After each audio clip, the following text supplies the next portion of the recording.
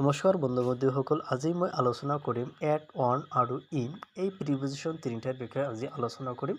বিশেষকৈ এই প্ৰিপজিশ্যন তিনিটা সময়ৰ ক্ষেত্ৰত কোনটো প্ৰিপজিশ্যন কেতিয়া ইউজ কৰিব লাগে সেইটো বিষয়ে আজি মই ভালদৰে আলোচনা কৰিম।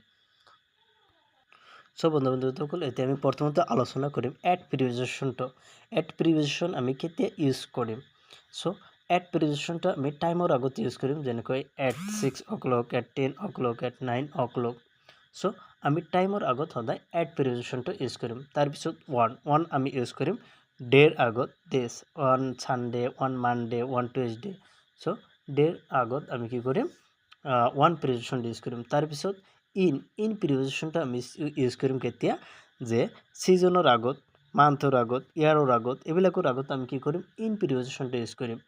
যেনেকৈ তোমাৰ ছিজনৰ ক্ষেত্ৰত in spring, in autumn, in monsoon, in winter.